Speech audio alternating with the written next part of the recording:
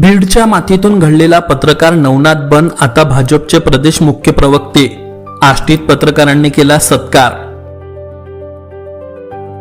बीड जिल्ह्यासारख्या दुष्काळी भागातून पुढे येत पत्रकारितेत स्वतःची वेगळी ओळख निर्माण करणारे नवनाथ बन यांची राज्याचे मुख्यमंत्री देवेंद्र फडणवीस यांच्या हस्ते भारतीय जनता पार्टीच्या प्रदेश मुख्य प्रवक्तेपदी नियुक्ती करण्यात आली आहे. पत्रकारितेपासून राजकारणापर्यंतचा त्यांचा प्रवास सध्या चर्चेचा विषय ठरत आहे.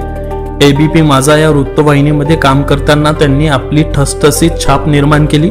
त्याचबरोबर मुंबईमध्ये नगरसेवक म्हणूनही त्यांनी काम केले. मराठवाड्याचा आणि बीड जिल्ह्याचा भूमिपुत्र असलेला नवनाथ बन काही कार्यक्रमानिमित्त आष्टी येथे आले होते.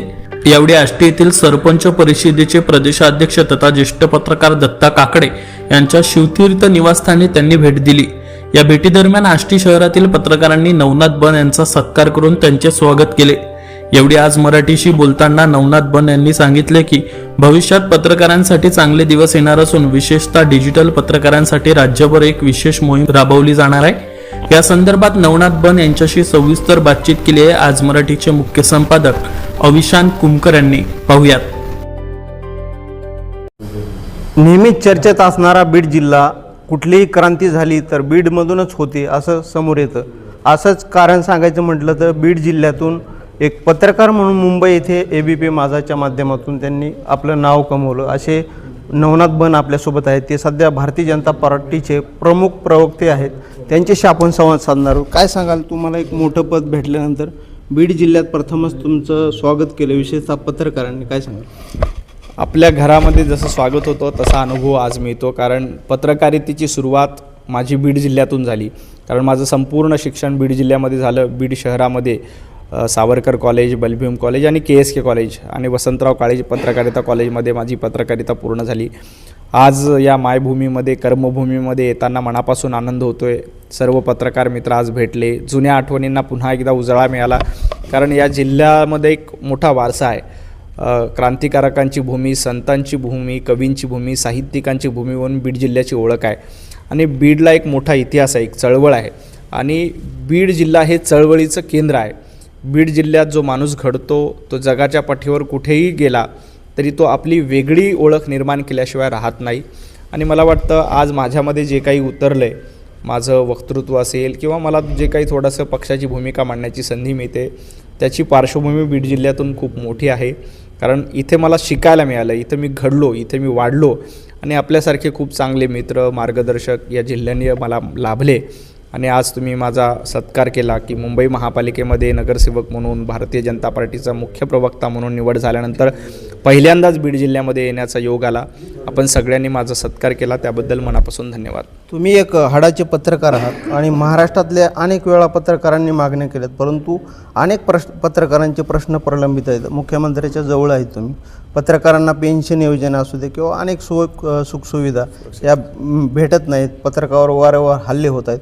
या संदर्भात मुख्यमंत्र्याकडे काय पाठपुरावा करणार आहेत? निश्चितपणे पत्रकारांचे खूप मोठे प्रश्न आहेत. वर्षानुवर्ष हे प्रलंबित आहेत. म्हणजे पत्रकारांना हक्काची घरं देण्यासाठी असो किंवा पेन्शन योजना असो, पत्रकारांवर वेगवेगळे हल्ले, संरक्षण देण्याचा विषय असो. पण तुम्ही बघा, भारतीय जनता पार्टी एकमेव पार्टी अशी आहे की ज्यांनी पत्रकारांचा विचार केला आणि आपण पत्रकारांना घर देण्यासाठी वेगवेगळ्या योजना आणल्या. मुख्यमंत्री देवाभाऊंनी त्यासाठी पुढाकार घेतला. पत्रकारांची सुरक्षा ही अतिशय महत्त्वाची आहे. म्हणजे पूर्वीच्या काळामध्ये पत्रकारांवर हल्ले व्हायचे, पण गेल्या 10 वर्षात आपण बघतो की पत्रकारांवरच्या हल्ल्यावरच्या घटनाही कमी झाल्या आणि कायद्यामध्ये कडक तरतूद करून त्याच्यावर गुन्हा दाखल झाला पाहिजे, त्याला शिक्षा झाली पाहिजे, यासाठी सरकार प्रयत्नशील आहे. पेन्शनची मागणी खूप जुनी आहे, याबद्दल देखील सरकार प्रयत्नशील आहे. निश्चितपणे खूप प्रश्न आहेत. काही प्रश्न सुटलेत, सगळेच प्रश्न सुटले असा माझा दावा नाही, परंतु हे प्रश्न येणाऱ्या काळात देवाभाऊंच्या नेतृत्वामध्ये आणि त्यांच्या मार्गदर्शनाखाली निश्चित सुटतील अशी मला खात्री आहे. यालाच एक जोडून असा प्रश्न आहे की ग्रामीण भागातल्या पत्रकारांना बातम्या कव्हर करायला अडचणी येतात. तर लाडकी बहीण, वेगवेगळ्या योजनेच्या माध्यमातून सवलत आहे.